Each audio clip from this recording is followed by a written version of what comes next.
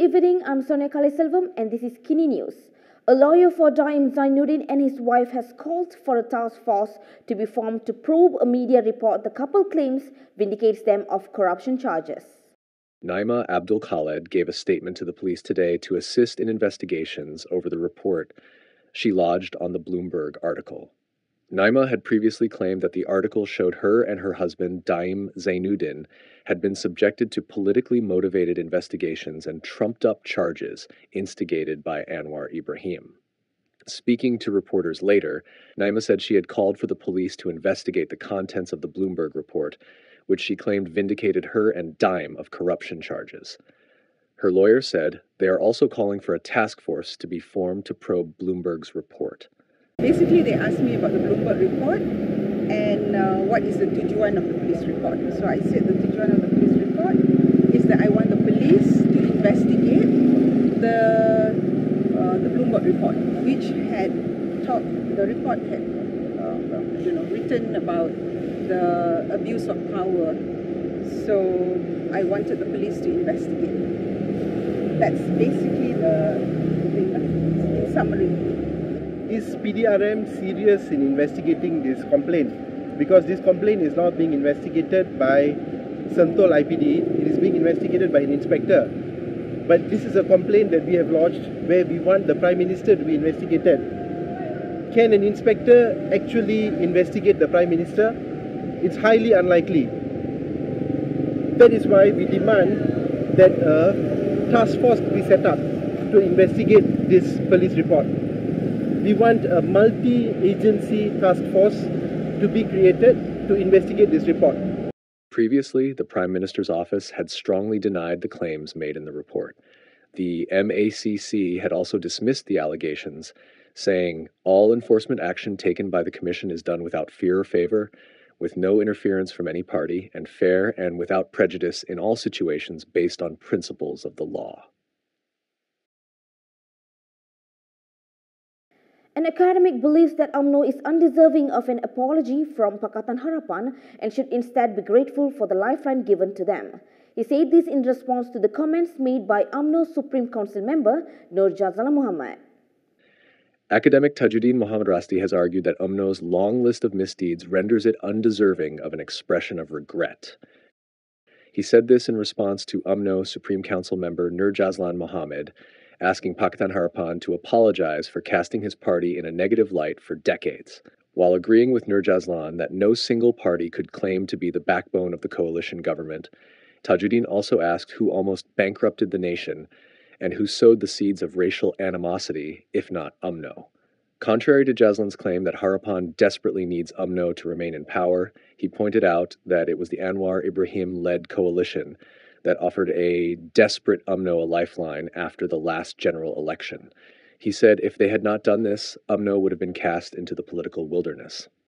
The professor of architecture also chided Nur Jazlan for not using this second lease of life to right Umno's past wrongs. He said instead of using the by-election victory to forge closer ties between former adversaries to open a fresh chapter towards a better Malaysia, Jazlan opted to open old wounds. Tajuddin pointed out that if Umno had chosen to remain with Perikatan Nasional, it would have been reduced to a third fiddle after PAS and Bersatu in terms of representing the Malays. He believes it stands as tall as the others as an equal partner in the current government, although Harapan has the lion's share of MPs.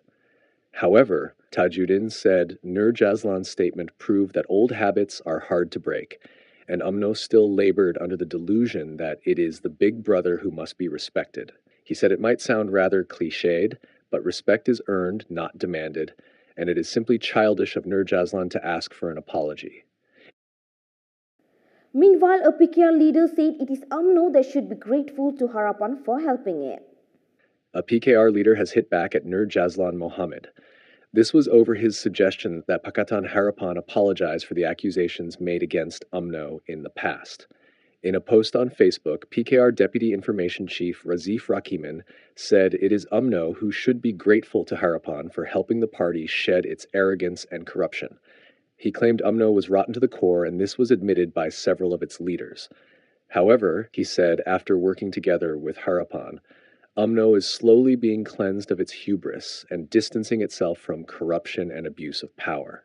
Razeef added that UMNO should not let its triumph in the Mahkota polls get to its head because it would not have happened without Harapan's assistance. He said, "This is the attitude of certain UMNO leaders, which has still not eroded, arrogance and thumping their chest after winning a few seats." Yesterday, while commenting on BN's victory in last Saturday's Mahkota by-election in Johor, Nur Jazlan said no party can claim to be the backbone of the coalition government. The UMNO Supreme Council member said Harapan desperately needs his party to remain in power. He added that Harapan must realize and perhaps should apologize to UMNO for all the slander, allegations, and perceptions they created decades ago that caused the party to be viewed negatively by voters. A PAS leader has told Muhammad Puad Zarkashi that they do not need to reveal their postmortem on the Mahkota by-elections. PAS Information Chief Ahmad Fadli Shari said there is no need for the party to reveal its electoral post-mortem results to the media. He said this in response to UMNO Supreme Council member Muhammad Puad Zarkashi. In a post on Facebook, he said it is the same as when UMNO lost in the Kamaman by-election by a majority of 37,220 votes. He said at that time, PAS didn't go around asking UMNO to comment about how a former army general could lose with such a large majority. He added that if Puad really wanted a comment on Mahkota, then congratulations. He said this is like how UMNO won big during the Malacca and Johor state polls, only to then fail to repeat the win during the last general election. Fadli stressed that both PN and PAS are reflecting on the by-election and they trust the internal process of the party without having to go to the media for all matters. Earlier today, Puad said that while Bersatu and Gerakan were examining their defeat in Mahkota, PAS was in denial. Puad had earlier accused PAS of being in denial over Perikatan Nasional's defeat in Mahkota. He claimed the party was suffering from a denial syndrome. UMNO Supreme Council member Muhammad Puad Zarkashi has chided PAS for still being in denial over Perikatan Nasional's decline. This came following UMNO's victory in the Mahkota polls. In a post on Facebook, he said Bersatu President Muhyiddin Yassin is a gentleman and accepted the results with an open heart, saying he would work to improve his party. However, he pointed out that a PAS leader had told Hurricane Daily that the defeat in Mahkota won't affect PN at the national level. Puad said PAS suffers from a denial syndrome and perhaps it thinks the results only affect Bersatu, even though the Islamist party itself was defeated in Nenggiri. Meanwhile, he said Gerakan President Dominic Lau was more open, expressing concerns about Malay voters returning to the UMNO fold both in Nenggiri and Mahkota. Lau had previously emphasized that if the BN and Harapan alliance continues until the next general election, it could shift the political landscape. Elaborating on this, Puad said if UMNO could prove to the public that its ties with DAP won't affect the position of Malays and Islam, and with Harapan taking a balanced approach, then the federal government could become stronger. He said a strong unity government would reduce 3R issues being played up and pose a threat to PN. He also questioned if the two by-elections are a signal from voters for the 16th general election.